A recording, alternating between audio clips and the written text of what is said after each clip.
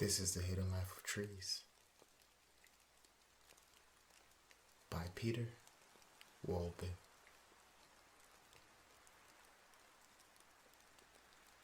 We're in chapter 23, A Sense of Time.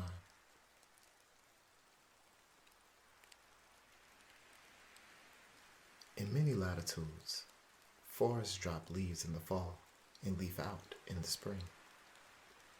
And we take this cycle for granted. But if we take a closer look, the whole thing is a big mystery, because it means that trees need something very important: a sense of time. How do they know that winter is coming, or that rising temperatures aren't just a brief interlude, but an announcement that spring has arrived? It seems logical that warmer days trigger leaf growth, because this is when frozen water in the tree trunk thaws to flow once again. What is unexpected is that the colder the preceding winter, the earlier the leaves unfurl. Researchers from the Technical University of Munich tested this in a climate-controlled laboratory. The warmer the cold season, the later beech branches greened up. And at first glance, that doesn't seem logical. After all, in warmer years, lots of other plants, wildflowers for example, often start to grow in January and even begin to flower, as we are constantly reminded by media headlines. Perhaps trees need freezing temperatures to get a restorative sleep in winter, and that's why they don't get going right away in the spring. Whatever the reason, in these times of climate change, this is a disadvantage, because other species that are not so tired and grow their new leaves more quickly will be a step ahead. How often have we experienced warm spells in January or February without the oaks and beeches greening up? How do they know that it isn't yet time to start growing again? We've begun to solve the puzzle with fruit trees, at least. It seems the trees can count. They wait until a certain number of warm days have passed, and only then do they trust that all is well and classify the warm phase as spring. But warm days alone do not mean spring has arrived. Shedding leaves and growing new ones depend not only on temperature, but also on how long the days are. Beeches, for example, don't start growing until it is light for at least 13 hours a day. That in itself is astounding. Because to do this, trees must have some kind of ability to see. It makes sense to look for this ability in the leaves. After all, they come with a kind of solar cell, which makes them well equipped to receive light waves. And this is just what they do in the summer months. But in April, the leaves are not yet out. We don't yet understand the process completely, but it is probably the buds that are equipped with this ability. The folded leaves are resting peacefully in the buds, which are covered with brown scales to prevent them from drying out. Take a closer look at these scales when the leaves start to grow and hold them up to the light.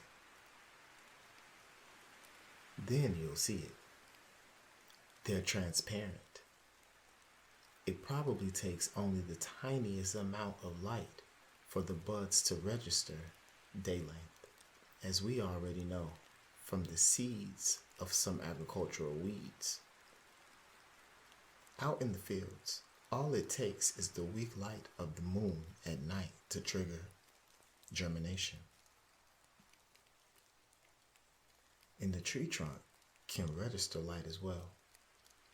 Most tree species have tiny dormant buds nestled in their bark, When a neighboring tree dies and falls down, more sun gets in, which in many trees triggers the growth of these buds so that the tree can take advantage of the additional light. And how do trees register that the warmer days are because of spring and not late summer? The appropriate reaction is triggered by a combination of day length and temperature. Rising temperatures mean it's spring. Falling temperatures mean it's fall. Trees are aware of that as well. And that's why species such as oaks or beeches, which are native to the northern hemisphere, adapt to reversed cycles in the southern hemisphere if they are exported to New Zealand and planted there. And what this proves as well, by the way, is that trees must have a memory. How else could they inwardly compare day lengths or count warm days? In particularly warm years, with high fall temperatures, you can find trees whose sense of time has become confused. Their buds swell in September, and a few trees even put out new leaves. Trees that get in a muddle like this have to suffer the consequences when delayed frosts finally arrive. The fresh growth has not had time to get woody, that is, to get hard and tough for winter. And the leaves are defenseless anyway. And so, the new greenery freezes, and that must surely hurt.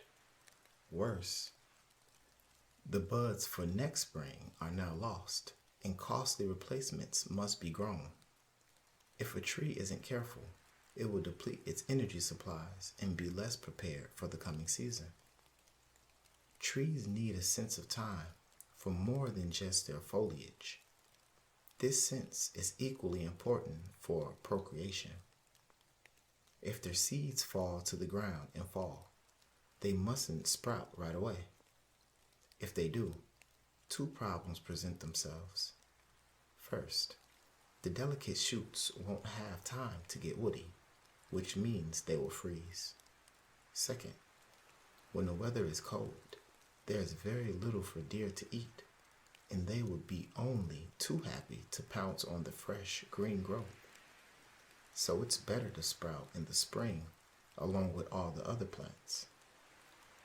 Therefore, seeds register cold, and only when extended warm periods follow hard frost do the baby trees dare to come out of their protective coverings.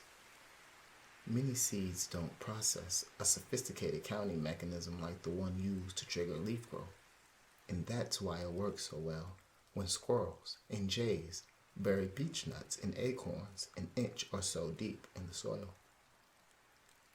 Down here, it doesn't warm up until true spring arrives.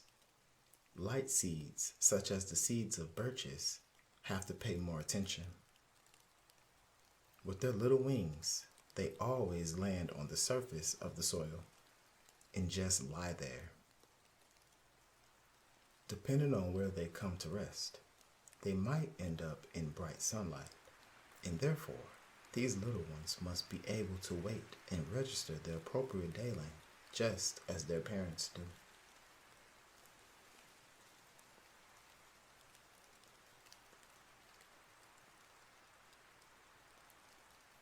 That's the end of chapter 23.